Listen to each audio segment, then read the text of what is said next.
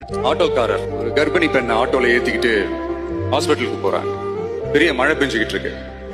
அப்ப அவர்கிட்ட இருந்த அந்த கொடைய அந்த கர்ப்பிணி பெண்ணை கிட்ட கொடுத்துட்டு இதை எடுத்துக்கிட்டு போமா அப்படின்னு சொல்றாங்க. அப்ப அந்த பொண்ணு சொல்றாங்க, ஆனா இது எப்படி நான் உங்ககிட்ட நான் திருப்பி கொடுக்கறது? அதுக்கு அந்த ஆட்டோக்காரர் சொல்றாரு, வேற யாருக்காவது தேவைப்படுறவங்களுக்கு கொடுத்துருமா அப்படின்னு சொல்லிட்டு அவர் போயிடுறாரு. அந்த கர்ப்பிணி பெண் அந்த கொடையை எடுத்துக்கிட்டு ஹாஸ்பிட்டல் வாசலுக்குள்ள போகும்போது அந்த வாசல்ல ஒரு பெரியவர் மழைக்கு பயந்துகிட்டு அப்படியே கை கட்டிக்கிட்டு நின்றுட்டு இருக்கிறார்.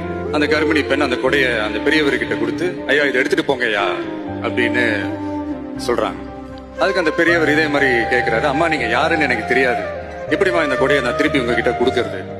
அதுக்கு அந்த பொண்ணு சிரிச்சுக்கிட்டே சொல்றாங்க, வேற யாருக்காவது தேவைப்படுறவங்களுக்கு கொடுத்துருங்க ஐயா அப்படின்னு சொல்லிட்டு போயிடுறாங்க.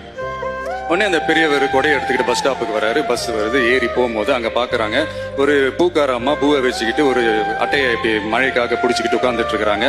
பெரியவர் போய் அந்த கொடையை அந்த பூக்கார அம்மா கிட்ட கொடுத்துட்டு அவர் பஸ் ஏறி போயிடுறாரு. பூக்காரம்மா அந்த கொடையை எடுத்துக்கிட்டு வீட்டுக்கிட்ட வரும்போது அங்க ஒரு ஸ்கூல் படிக்கிற பொண்ணு பேக் எல்லாம் மாட்டிக்கிட்டு மழையில ஓடி வர்றாங்க. அவங்க போய் அந்த ஸ்கூல் பொண்ணு கிட்ட கொடையை கொடுத்துட்டு, மழையில நனையாதம்மா இதை எடுத்துக்கிட்டு போங்க அப்படின்னு சொல்றாங்க. பொண்ணோட அப்பா பதட்டத்தோட வாசல்ல நின்றுட்டு இருக்கிறாரு, பொண்ணு மழையில நனைஞ்சுக்கிட்டு வரணுமே அப்படின்ட்டு. அந்த அப்பா வேற யாரும் இல்ல, அந்த ஆட்டோக்காரர். So the moral of the story is, முடிஞ்ச வரைக்கும் எல்லாருக்கும் சின்ன சின்னதா ஒரு நல்லது, சின்ன சின்னதா ஒரு